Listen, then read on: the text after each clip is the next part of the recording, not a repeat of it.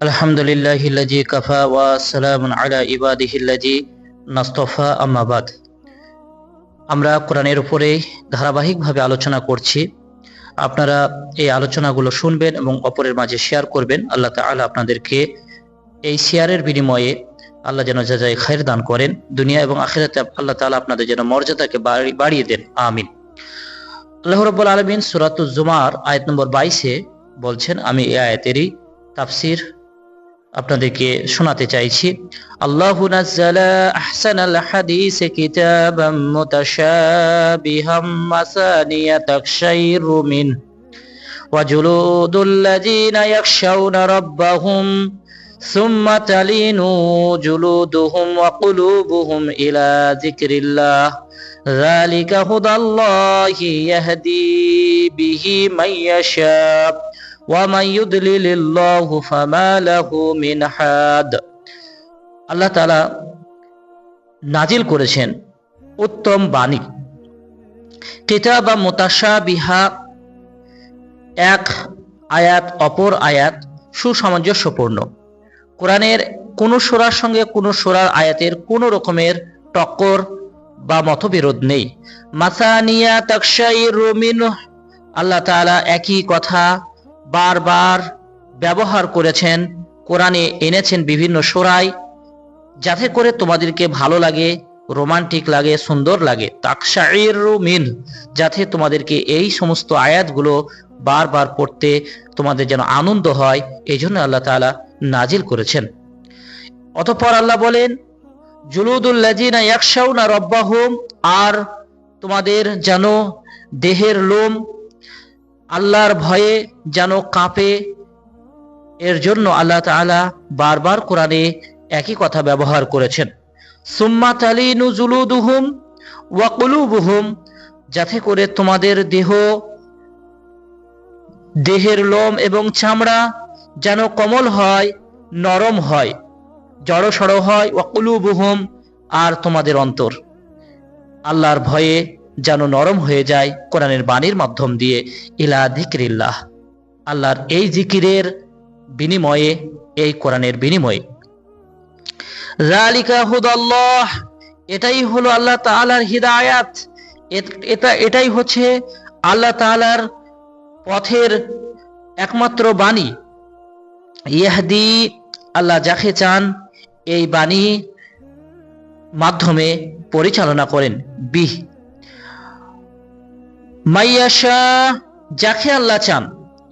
অর্থাৎ সবাই যে কোরআন শিখলে, জানলে, বুঝলেই যে আল্লাহ তাআলা এই হিদায়াতের পথ অর্থাৎ সিরাতাল মুস্তাকিমের পথেই চলতে পারবে এমনটা নয়।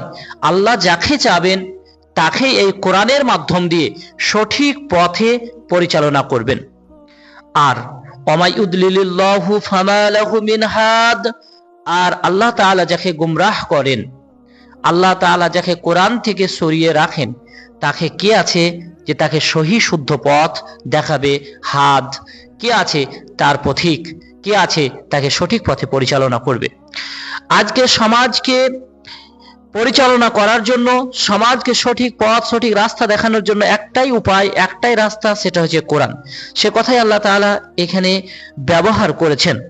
এখানে আমরা যে শব্দগুলো পেলাম তা হলো, এক, যে আমাদের যাতে করে দিল, মন আমাদের যেন আল্লাহর ভয়ে কাঁপে, আমাদের অন্তর যেন আল্লাহর ভয়ে ক্রন্দন করে, এর জন্য আল্লাহ তাআলা এই বাণীটাকে নাজিল করেছেন। যেমন আল্লাহ রাব্বুল আলামিন এখানে বলছেন যে কুলুবুহুম, কুলুব তোমাদের অন্তর। আল্লাহ তাআলা আমাদের কি দেখতে চান? আল্লাহ তাআলা আপনার আমার অন্তর দেখতে চান। নবীজি সাল্লাল্লাহু আলাইহি ওয়াসাল্লাম বলছেন, ওয়ালাকিন্নাল্লাহ ইয়ানজুরু, ওয়ালাকিন্নাল্লাহ, আল্লাহ তাআলা তোমাদের দেখেন। কি দেখেন? ইয়ানজুরু, দেখেন তোমাদের, ইলা কুলুবিকুম ওয়া আমালিকুম, তোমাদের কর্ম এবং তোমাদের অন্তর দেখেন। তাহলে এখন আমাদের অন্তর কেমন আছে, আমাদের অন্তর কি সঠিক আছে কিনা সেটা দেখতে হবে। যদি অন্তর শুদ্ধ করার একটাই বাণী, একটাই কালাম, সেটা হচ্ছে কোরআন। আল্লাহ রাব্বুল আলামিন সূরা আনফালের মধ্যে বলছেন যে ওয়াজিলাত কুলুবুহুম, তোমাদের অন্তর কম্পিত হবে আল্লাহর এই বাণীতে। আল্লাহর জিকিরে। আর কি হবে? ওয়াইজা তুলিয়াত আলাইহিম আয়াতুহু যাদাতহুম ঈমানা ওয়া আলা রাব্বিহিম ইয়াতাওয়াক্কালুন। তোমাদের এই আল্লাহর কালাম যখন তোমরা তিলাওয়াত করবে তখন তোমাদের ঈমান বৃদ্ধি করে দেওয়া হয়, তোমাদের ঈমান বেড়ে যায় আর আল্লাহর উপরে ভরসাও তোমাদের বেড়ে যায়। সম্মানিত ভাইরা, এই কোরআন হচ্ছে আমাদের একমাত্র নাজাতের বাণী। আল্লাহ তাআলা আরো এক জায়গায় বলছেন যে ওয়ানজির বিহিল্লাযিনা ইয়াখাফুন, যারা ভয় করে তুমি এই কোরআনের মাধ্যম দিয়ে তাদেরকে তুমি উপদেশ করো, তাদেরকে তুমি এই কোরআনের মাধ্যম দিয়ে পরিশুদ্ধ করো, তাদেরকে ভয় দেখাও। সূরাতুল আলাতেও আল্লাহ তাআলা বলছেন সায়াযাক্কারু মান ইয়াখশা, তুমি তাদেরকে পবিত্র করো, পরিশুদ্ধ করো যারা পরকালকে বিশ্বাস করে, যারা পরকালকে ভয় করে। কোরআনে এক জায়গাতে আল্লাহ তাআলা বলছেন যে হে রাসূল ক্রাআতাল কুরআন ইযা ক্রাআতাল কুরআনা বাইনাকা ওয়া বাইনাল লাযিনা লা ইউমিনুনা বিল আখিরাহ, হে রাসূল আপনার কোরআনের এই তেলাওয়াত, আপনার কোরআনের এই উপদেশ তাদের কোনো কাজে আসবে না যারা পরকালকে বিশ্বাস করে না। তাদের মাঝে হিজাব বা মাস্তুরা, একটা স্বচ্ছ পর্দা ফেলে দেওয়া হয় তাদের অন্তরের মধ্যে, যার ফলে তারা এই কোরআনের বাণীকে নিতে পারে না। আজ বর্তমানে আমাদের উম্মাতে মুসলিমার অন্তরে পর্দা পড়ে গেছে, তারা এই কোরআনটাকে মাহজুরা বানিয়ে নিয়েছে, এই কোরআন থেকে তারা গাফিল। উলাইকা হুমুল গাফিলুন, তারা গাফিল হওয়ার ফলে আজকে বড় বড় বক্তাদের বক্তব্য কোনো কাজে আসে না, বড় বড় শায়েখ মাশায়েখ, বড় বড় তাবকাত ওয়ালা উলামা ইকরামদের উপদেশ সমাজে যারা পরিমাণের উপকারে আসে না। এখন উলামা ইকরামদের কেউ ভাবা উচিত যে সমাজকে পরিবর্তন করতে গেলে যেটা করতে হবে সেটা যে কোরআন, যে কোরআন দিয়ে ওমর রাদিয়াল্লাহু তাআলা আনহু পরিবর্তন হয়েছেন। মুসাব বিন উমাইর রাদিয়াল্লাহু তাআলা আনহু একজন রানী মহিলার সন্তান, সে পরিবর্তন হয়েছে কোরআনের বাণী দিয়ে দারুল আরকামে। আপনারা আরো জানেন মক্কার কাফেররাও পর্যন্ত এই কোরআনের বাণী শুনতে যেত। কোরআন শোনানোর জন্য পৃথকভাবে আল্লাহ তাআলা কাফেরদেরকে শোনানোর একটা ব্যবস্থা করে দিতে বলছেন সূরা তওবার আয়াত নম্বর 6 যে তোমরা তাদেরকে কালামুল্লাহ, আল্লাহর কালাম যেন তারা শুনতে পায়, যারা নিরাপত্তা চাইছে তাদেরকে নিরাপত্তা দাও, তারপরে যেন তারা কোরআন শুনতে পায়, এরকম একটা ব্যবস্থা করে দাও। আজকে কোরআনের কোনো ব্যবস্থা নাই, বড় বড় প্যান্ডেল করা হচ্ছে, বড় বড় বক্স আনা হচ্ছে, মাইটিং ভালো লাইটিং এসব করে আজকে কিসসা কাহিনী বলে ওলামা ইকরামরা 20,000 30,000 করে নিয়ে চলে যাচ্ছে, আর মসজিদ কোরআন থেকে খালি। অথচ প্রিয় হাবিব সাল্লাল্লাহু আলাইহি ওয়াসাল্লাম বলছেন ওমা ইজতামাআ কওমুন ফি বাইতিন ফি বুয়ুতিল্লাহি ইয়াতাদারাসুনাহু, যারা আল্লাহর বাড়িতে একত্রিত হলো এবং কোরআনের দার্স চালু করলো, আল্লাহ তাআলা ইল্লা নাজালাত আলাইহিমুস সাকিনাহ, আল্লাহ তাদের অন্তরে প্রশান্তি নাজিল করেন, আল্লাহ তাদের অন্তর থেকে দুঃখ কষ্ট দূর করে দেন। এই কোরআন হচ্ছে শান্তির কালাম, বরকতের কালাম, শিফার কালাম, সব কিছুই কোরআনে উল্লেখ করা হয়েছে। সম্মানিত ভাইরা, এই কোরআনকে আমাদেরকে প্রতিষ্ঠিত করতে হবে, এই প্রচেষ্টা আমাদেরকে নিতে হবে। বিশেষ করে মসজিদের ইমাম যিনারা, আপনারা আল্লাহর বাড়ির মেহমান, আপনারা আল্লাহর বাড়ির দেখভালকারী, এটা আল্লাহর তরফ থেকে আল্লাহ আপনার বাড়ির মানে ইমাম বানিয়েছেন, দায়িত্বশীল বানিয়েছেন। আপনাদেরকে কোরআন কেন্দ্রিক কাজ করতে হবে, তাতে 4 জন বসুক দার্সে কোরআনে, কিন্তু আপনাদেরকে কোরআন নিয়ে কাজ করতে হবে। এটা যদি না করেন, এই সমাজকে আপনারা হাজারো ভালো খুতবা রাখুন না কেন, কিছুই পরিবর্তন করতে পারবেন না। এরকম কথা কোরআনে আছে, যে দিলের মধ্যে কোরআন নাই সেটা হচ্ছে মরা দিল, যে অন্তরে কোরআন নাই সেটা হচ্ছে মরা অন্তর। আল্লাহ রাসূল সাল্লাল্লাহু আলাইহি সাল্লাম আল্লাহর কাছে দোয়া করতেন, আল্লাহুম্মা নাব্বির সদুরানা বিল কোরআন, আল্লাহ তুমি আমার অন্তরে কোরআনের আলোতে আলোকিত করুন। হে আল্লাহ, আমার মর্যাদা কোরআনের মাধ্যম দিয়ে বাড়িয়ে দাও। আল্লাহ, আপনি আমাকে কোরআনের শাফা দান করুন। আল্লাহ যেন কোরআনের শাফাত যেন আমি পরকালে পাই, এ কথা আল্লাহ রাসূল সাল্লাল্লাহু আলাইহি সাল্লাম এক দোয়াতে স্পষ্টভাবে করেছেন। এছাড়াও আল্লাহ রাসূল সাল্লাল্লাহু আলাইহি সাল্লাম বলেছেন যে যার অন্তরে কোরআন আছে সেটা হচ্ছে উত্রুজা, সেটা হচ্ছে কমলা লেবুর মতন, যার স্বাদ খুবই ভালো, যা দেখতেও ভালো, যার ঘেরানো খুবই ভালো। আর যাদের অন্তরে কোরআন নাই তাদের অন্তরটাকে বলা হয় মাকাল ফলের মতন, যে ফলের না দেখতে ভালো, না খেতে ভালো, বরঞ্চ আরো মানে খারাপ, এই ফলের সঙ্গে মাকাল বলে একটা ফল আছে, যেটা খুবই তেতো, খুবই খারাপ, সেই ফলের সঙ্গে তুলনা দেওয়া হয়েছে যাদের অন্তরে কোরআন নাই। তাহলে আপনারা সমাজের দায়িত্ব নিলেন, কিন্তু সমাজকে কি দিলেন? সমাজের মানুষকে কোরআন শেখাতে পারলাম না, অথচ এই মসজিদগুলো থেকে বড় বড় মুহাদ্দিস বার হয়েছে, বড় বড় মুফাসসির বার হয়েছে। এর ইতিহাস আছে যে এই মসজিদে ইমাম মুসলিম রাহিমাহুল্লাহ, ইমাম বুখারী রাহিমাহুল্লাহ, যত বড় বড় মুফাসসির ছিলেন, মুহাদ্দিস ছিলেন, তারা তৈরি হয়েছে মসজিদের আলেমদের খিদমতে। তাদের থেকে তালিম নিয়ে এত কিছু হয়েছে। আজকে আমরা সেই দায়িত্ব পালন করছি না। এর জন্য আপনাদেরকে বলছি, ইয়াখাফু ইলাল্লাহ, আল্লাহকে ভয় করুন, আল্লাহকে ভয় করুন। কারণ আল্লাহ রাব্বুল আলামিন কাল হাসরের মাঠে আল্লাহ তাআলা আমাদেরকে সর্বপ্রথম, বিশেষ করে আলেম ওরা আমাদেরকে জিজ্ঞাসা করবেন কি, কুল্লুকুম রাইন ওয়া কুল্লুকুম মাসউলুন আন রাইয়াতিহি। একজন ইমামকে আল্লাহর কাছে কাঠগড়ায় দাঁড়াতে হবে এবং প্রশ্ন আল্লাহ তাআলা করবেন যে তুমি কি তোমার জাতির দায়িত্ব পালন করেছিলে? আপনাকে দাঁড়ে দাঁড়ে যেতে হবে, বাড়িতে বাড়িতে যেতে হবে, এই আল্লাহর কালাম শিখতে হবে, তার জন্য একটা আওয়াজ তোলাতে হবে। যদি এটা না করেন তাহলে কিন্তু কেউ ছাড় আমরা পাবো না, কেউ রেহাই পাবো না। সীমিতভাবে কোরআনের দাস চলছে শুধু মাদ্রাসাতে, তাতে তো নির্দিষ্ট কিছু আয়াত নিয়ে কালচার হয় নিজেদের দলমতকে প্রতিষ্ঠিত করার জন্য, আর বাকি আয়াতগুলোকে বিকৃত করা হয়। আল্লাহর কালামকে পড়তে গিয়ে আমাদের মতো আলেম ওলামাদের চোখের পানি আসে না, অথচ আল্লাহ রাসূল সাল্লাল্লাহু আলাইহি সাল্লামকে ইবনে মাসউদ জিজ্ঞাসা করছেন, ইবনে আব্দুল্লাহ জিজ্ঞাসা করছেন, সুয়েলা ইয়া রাসূলুল্লাহি আইয়ুন নাসে শাওতান বিল কোরআন, মানুষের কোরআন সর্বোত্তম? ক্বালা রাসূলুল্লাহ সাল্লাল্লাহু আলাইহি সাল্লাম, আল্লাহ রাসূল বলেন, মান ইজা রাআইতা, যখন তোমরা দেখতে পাবে, ফা ইন্নাহু ইয়াখশাল্লাহ, আল্লাহর ভয়ে কোরআন পড়ছে আর কাঁদছে। আমরা কোরআন পড়ি, চোখের পানি আসে না, আল্লাহ তাআলা সেই কথাই উল্লেখ করেছেন সূরা বাকারার মধ্যেও, যে পাহাড় সে আল্লাহর ভয়ে কাঁদে। তোমাদেরকে কান্না করার কালাম দেওয়া হলো, তোমরা কাঁদলে না, চোখ থেকে অশ্রু প্রবাহিত করলে না। যারা আল্লাহর কোরআন পড়তে গিয়ে চোখের পানি আনে, সেই অন্তর, সেই চক্ষু কখনোই জাহান্নামে যাবে না।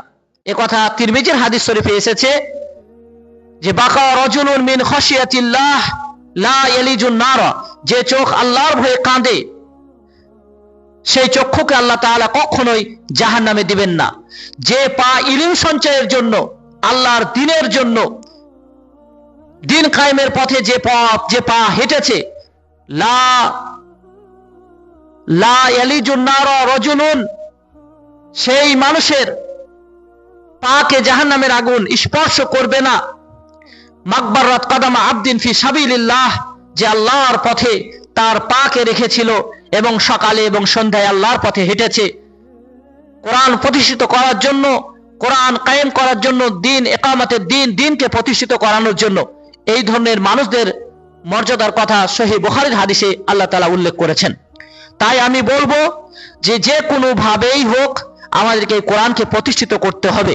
যদি না করি তাহলে জেনে রাখেন আমরা ধরাশায়ী হয়ে যাব। আমরা আল্লাহর কাছে এমন হয়ে উঠবো যে আমরা যে ফুরুতা, তারা দায়িত্ব পালন করেনি।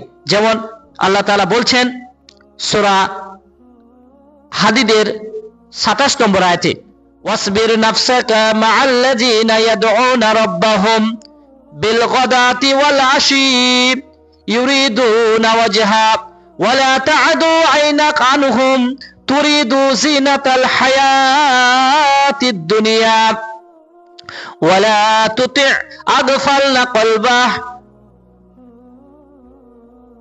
আল্লাহ তাআলা এখানে বলছেন যে তোমাদের যেন দৃষ্টি তাদের থেকে কখনোই সরে না যায় যারা এই কোরআনের চর্চা করে, যারা সকালে সন্ধ্যায় আল্লাহর সন্তুষ্টির জন্য আল্লাহর কালাম তেলাওয়াত করে, তাদের থেকে যেন তোমাদের অন্তর কখনোই সরে না যায়। এরপরে আল্লাহ বলছেন তোমাদের দৃষ্টি, তোমাদের অন্তর যদি এদের থেকে সরে গিয়ে দুনিয়াওয়ালাদের কাছে চলে যায়, তাহলে আল্লাহ তাআলা তোমাদের অন্তরকে গাফিল করে দেবেন আল্লাহর জিকির থেকে। ওয়াত্তাবা হাওয়া, তারপরে তুমি আনুগত্য করবে তোমার প্রবৃত্তির, তোমার খেয়াল খুশির। ওয়া কানা আমরুহু ফুরুতা। আল্লাহ তাআলা তোমাকে যে উদ্দেশ্যে যে দায়িত্ব দিয়ে পাঠিয়েছিলেন এই পৃথিবীতে, তুমি তা পালন করলে না।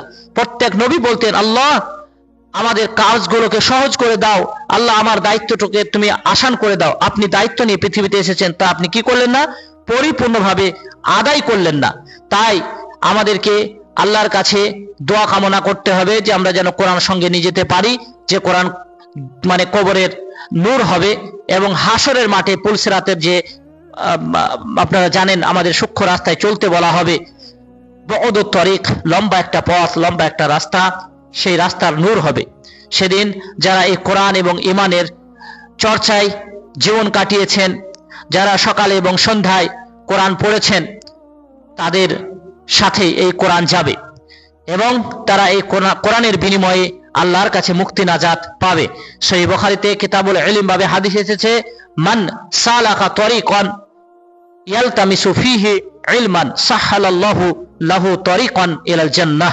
যারা ইলমের পথে যারা পা বাড়িয়েছে, অবশ্যই তারা জান্নাতের পথ সমূহের কোন একটা পথ তারা ধরেছে। কোন বর্ণনার হাদিসে এসেছে যে তাদের ওই পথে ফেরেশতারা জান্নাতের পর বিছিয়ে দেন, এমনকি ফেরেশতারা তাদের জন্য দোয়াও করতে থাকেন, এমনকি পিপিলিকারাও, এমনকি মাছ সেও পর্যন্ত যারা কোরআন শিখতে চায়, দ্বীনের ফাহাম যারা নিতে চায়, তাদের জন্য দোয়া করে। আল্লাহ রাসূল সাল্লাল্লাহু আলাইহি সাল্লাম বলছেন, তাদের জন্য জান্নাতের রাস্তা, জান্নাতের পথ সহজ করে দেওয়া হয়। যারা দিন খুলুসিয়াতের সঙ্গে দিন কায়েমের উদ্দেশ্যে যারা ইলম বিদ্যা অর্জন করেছেন, তারা অবশ্যই এই মর্যাদার অধিকারী হতে পারবেন। আর যারা সাওয়াবাহু ফিদ দুনিয়া, যারা তার সওয়াব তার মর্যাদা দুনিয়াতে নিয়ে নিল, তারা কিন্তু পরকালে কিছুই পাবে না। এই হাদিসগুলো সুনানুল বাইহাকিতে এসেছে। এছাড়াও আল্লাহ রাসূল সাল্লাল্লাহু আলাইহি ওয়াসাল্লাম একটা সহিহ হাদিসেও বর্ণনা দিয়েছেন, যেমন একটা যুগ জামানা আসবে যে উলামায়ে হক, অরিজিনাল আলেম সমাজ থেকে বিলুপ্ত হয়ে যাবে। যারা সমাজ দরদি হবে না, তারা নিজেদের সংসার বাঁচানোর জন্য ইলম অর্জন করবে, এরকমের আলেমের প্রভাব ঘটবে। সেই জামানার কথা আল্লাহ রাসূল সাল্লাল্লাহু আলাইহি সাল্লাম বলছেন, এমন একটা জামানা আসবে, যুব সমাজ তারা সমাজে আল্লাহর বাণী প্রতিষ্ঠিত করার চেষ্টা করবে, কিন্তু এক শ্রেণীর মানুষ যারা সমাজের দায়িত্ব নিয়েছে, তারা এদেরকে বলবে হাযা মুনকার, এরা হলো ফিতনাবাজ, এরা হচ্ছে দুর্নীতিবাজ, এইরকম কথা বলবে।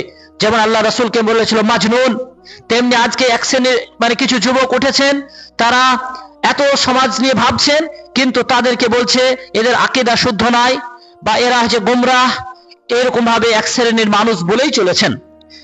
আবার তাদেরকে সমাজের মানুষকে লেলিয়ে দেওয়া হয়, এমনকি প্রশাসনদেরকে উল্টোপাল্টা বলে তাদেরকে ধরিয়েও দেওয়া হয়। এরকম বেশ কিছু কাজ করছে সমাজের গোমরাহ শ্রেণীর মানুষেরা। তো এই জামানাতে আল্লাহ রাসূল সাল্লাল্লাহু আলাইহি সাল্লাম বলছেন, এই জামানাতে যুবকরা খিদমত দিবে, দ্বীনের কোরআন প্রতিষ্ঠিত করার চেষ্টা করবে, সুন্নাহ আল্লাহ রাসূল সাল্লাল্লাহু আলাইহি সাল্লামের সহিহ হাদিসগুলোকে কায়েম করানোর চেষ্টা করবে। সেই জামানার ব্যাপারে ইবনে মাসউদকে বলছেন হাজা ওমা মাতা জালিক, হে ইবনে মাসউদ, সেই জামানা কবে ঘটবে, কবে আসবে যে জামানাতে নেককার মানুষদেরকে, আল্লাহওয়ালা মানুষদেরকে গুরুত্ব দিবে না সমাজ?